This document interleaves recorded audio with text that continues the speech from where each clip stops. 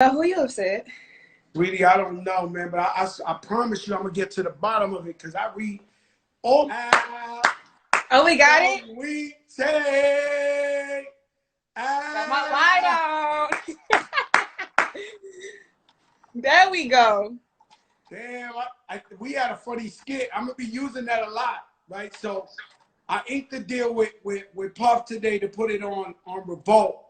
And I'm going to be using your little clip a lot when you was like, why? I can see you, you can't see me. And I'm like, because I'm Joe Crack the Dawn. It gets me every time. I came up on that one. Saweetie, you looking so beautiful as always. I don't know how you look beautiful in quarantine. Do you bring the glam squad or you know how to do it yourself? Oh, I've been doing this since middle school, so this ain't nothing new, you feel me? So you've been glamming yourself since middle school? I've been cutting my hair, I've been dyeing my hair, I've been doing everything since middle school. That's important. I learned how to cut my hair, my own hair in quarantine. I never had cut my hair before, but I refuse to look like those guys. Okay. Dudes was looking crazy out here, like the black Santa Clauses and all that. I was like, nah, I ain't doing that. Nah, I refuse. I woke up one night like a nightmare, nightmare. My shit was woofing a little.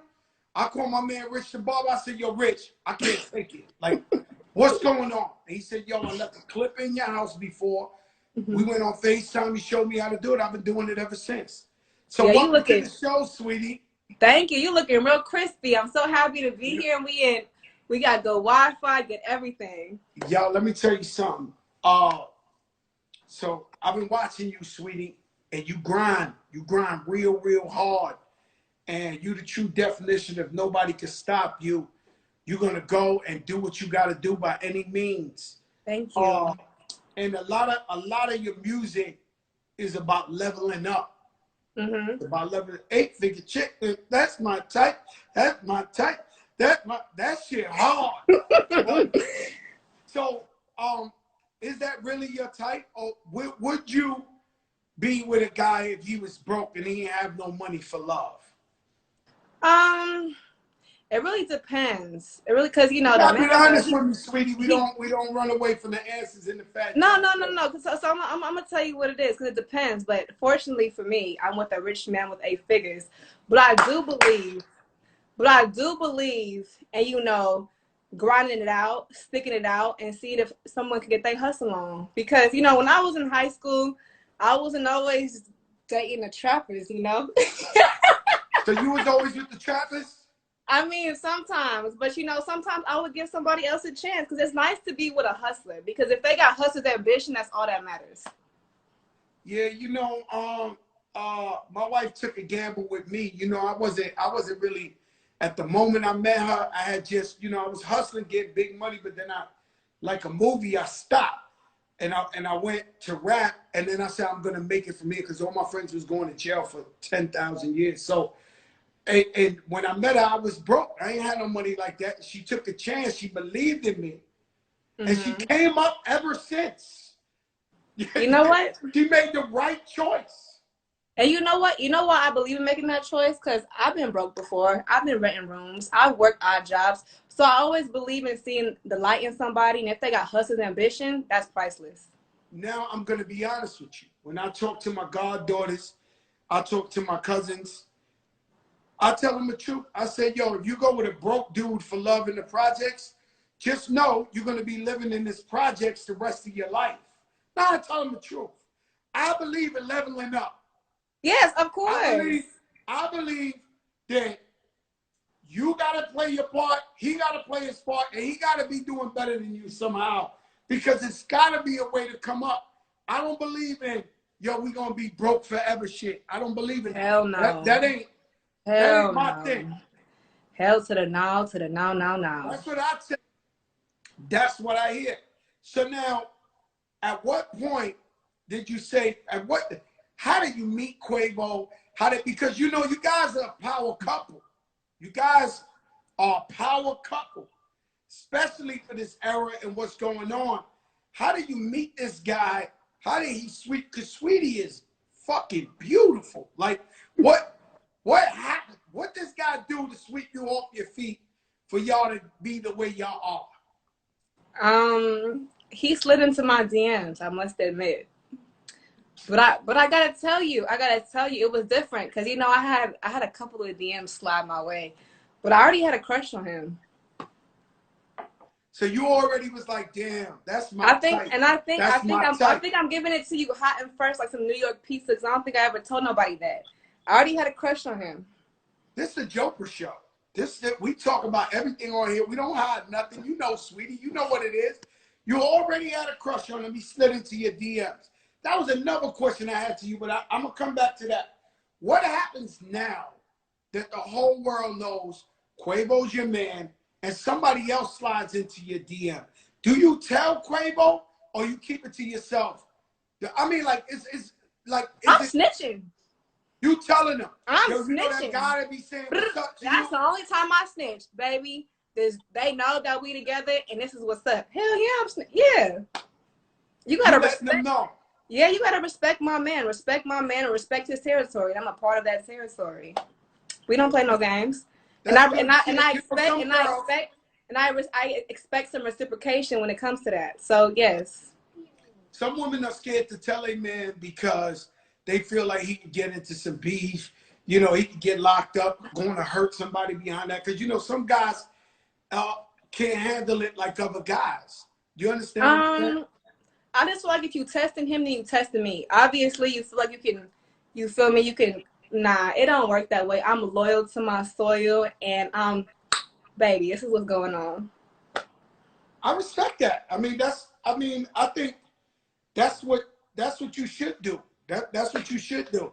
I've always thought I would have fucked up a lot of guys if my wife told me. Like, I don't play that. I'd have been dragging niggas naked out the club, like in front of everybody, making movies out here. You know what I'm saying? So I understand why some people were scared or whatever the case may be. So you had no fear in coming up in the music game and locking in with a guy. You know, because some people, you know, put it like this. My daughter used to have the Justin Bieber blanket, the pillow, the pajamas, the posters, the this. He came out with his last album, and I was like, yo, Ma, and I'm happy for her because she loved Justin Bieber. I was like, yo, Ma, Justin Bieber came out with the new album. She was like, he's a whole married guy. He's a whole married. I said, what? This is Justin. Uh-huh. You know, she was like, he a whole married guy. Like, I mean, me and my girls, we ain't, you know, he taken. How you feel about that, like, publicly having this relationship? Did you think in any way it could damage your music career, you know, being locked in like that? Since we keep it at 100, you know what I did? So him, we kept it under wraps as long as we could. But you know, everybody's the paparazzi these days. So we go to the club, we go to the restaurant. People got their phones out, and you feel me? Like, we can't grab everybody's phone. So I mean, I feel like it slowly just began to leak out, and at one point we were just like, forget it, because I do admit, as an upcoming female, I was concerned about being overshadowed by my relationship. And that's something that I'm being completely honest about. But it was just like, okay, like, I'm going to keep working hard. I'm going to keep doing what I do because my hard work will eventually overshadow that. So it's like, there's only so much of a secret we can keep because at that point, then we're being inauthentic. We can't be pulling up to the club separately. It wasn't no social media. It wasn't no cameras back in the days. You could sneak around and do whatever. You can't do that shit. What was y'all doing back in the days? That's what I want to know. There's a lot of shit going on. It was a whole. I don't even remember what happened back in the days. That shit. That's a different type of. Let me ask you something. So I Googled, like, because you know you obviously, you know, you light skinned, you're beautiful. I want to see your parents, and you got some beautiful. Like, your father looked like Carmelo Anthony, and your mother looked like straight beautiful, right? Thank you. So your father's black and your mom's Filipino? She's Filipino and Chinese. Filipino or Chinese. Did being an interracial baby, did that even ever come up apart? Maybe when you were around family or anything like that? It was very difficult because my black side is hella outgoing, and then my Filipino side is hella traditional, strict, quiet unless it's karaoke playing. So it's like I had to learn how to balance the two groups because I felt like on one side I'm too extreme, and the other side I might be too quiet. So it's just like I learned that just by being myself, there was no confliction. So that's why I learned how to just be happy with just being biracial and just owning two parts of my culture. That's beautiful. You know, I'm Cuban and Puerto Rican, and Okay, I know that's right. in New York, I grew up more with my Puerto Rican side of family. But I always Okay. identify as Cuban and Puerto Rican, but I ain't gonna lie, it was more like an 80% Puerto Rican, 20% Cuban, because the Cubans, was spread out. But Mhm. I'm always proud to say, you know what I'm saying, where my parents come from, and Mhm. and who inspired you? What artists you coming up? And this, I'm gonna tell you this question here, right? Seems to be harder for females than men, because Uh-huh. this is the type of shit to start wars and all that.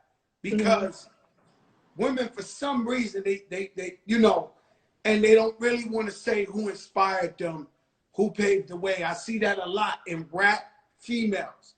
So I'm Mhm. giving you the dance floor to say, who are some of the people who opened the door for you? Well, I'm ready to dance, and I always say, who inspired me. So in high school, I know who y'all love who are tapped in right now. I love LimeWire. When it came to downloading all my songs, I downloaded a whole bunch of Nicki and I downloaded a whole bunch of Remy Ma. Like their mixtapes was everything to me. And what I love about what I'm doing is like I didn't have no West Coast girl to look up to. All the girls were like East Coast, down south. Shout out to Trina. So it was just kind of like I'm happy that I'm able to represent for the West. But in high school, I love me some Trina, I love me some Nicki, and I love me some Remy Ma. Wow, that's a beautiful it up like that. You from the Bay Area. So you was one of them crazy girls I would watch on World Star with the hyphy and all that, ghost riding the whip. Was you doing that shit? Like, was you out there? Like, is there Now, footage of Sweetie ghost riding the whip? oh my gosh. So when it comes to, first of all, when it comes to me and my family, like, I love doing all that crazy shit. I haven't been able to ghost ride the whip yet because every time I'm about to go, one of my aunties or my uncles drags me out of the car because people really die. But you feel me? Like, I'm low key Harley Quinn, so I don't be tripping like that. But it's just like people do. But I would love to ghost ride the whip one day with, all safety hazards, hazarding. So one day I'm going to do that. But I was The Bay definitely Area. going dumb. If you see my birthday weekend, you see how I get down with my family. It's always a party. Listen, I saw the birthday weekend and I saw the birthday Birkin. Hey, Birkin bag. Birkin bag. yeah.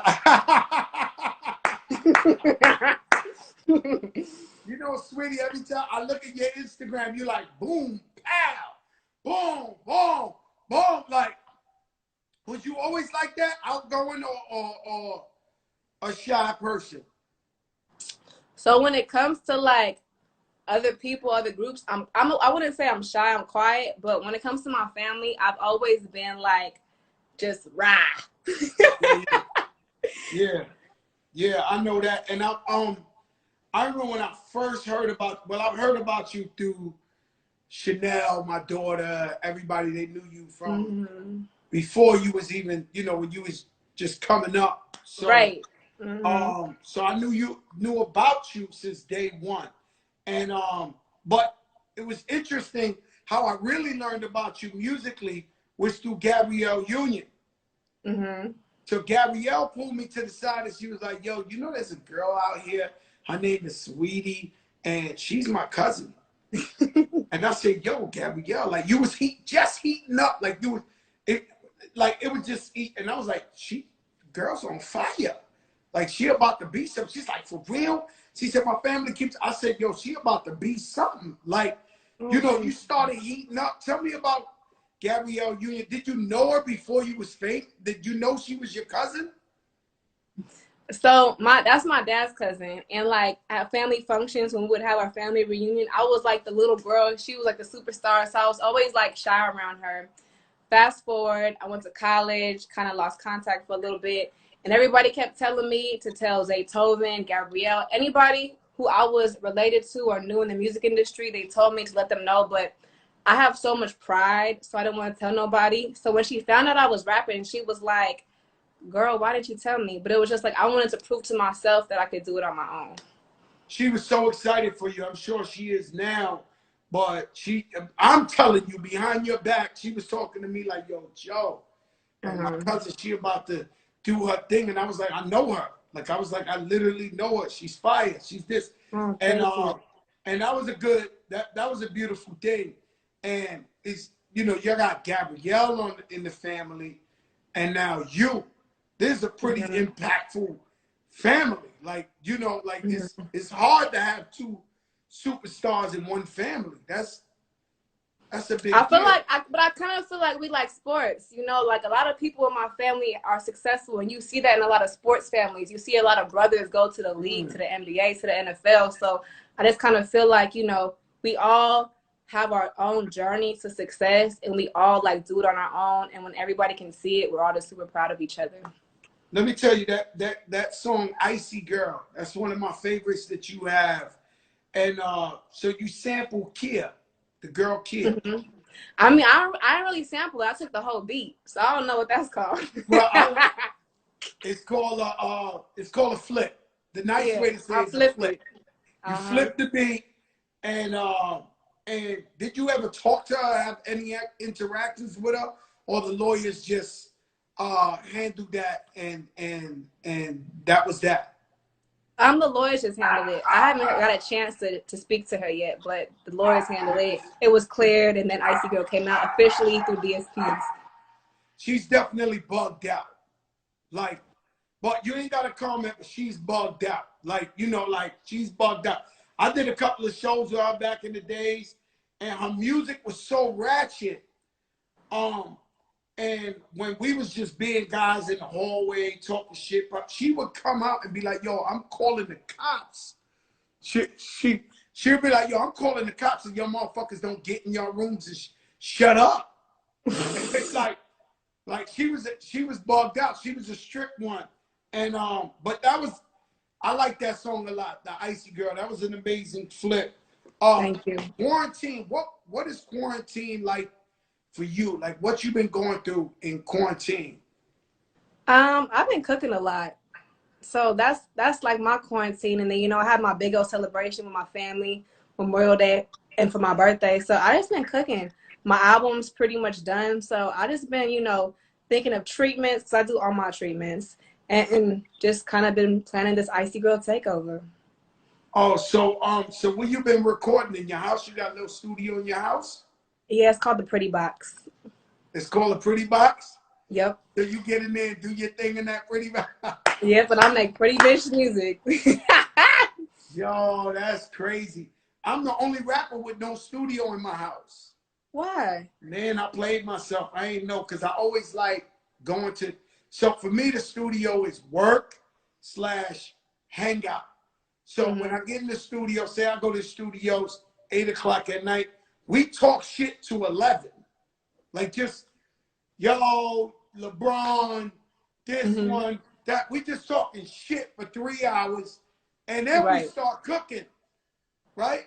So my thing was like, if I bring the studio in the house, it'll take away that fun time with me and my guys. You know what I'm saying?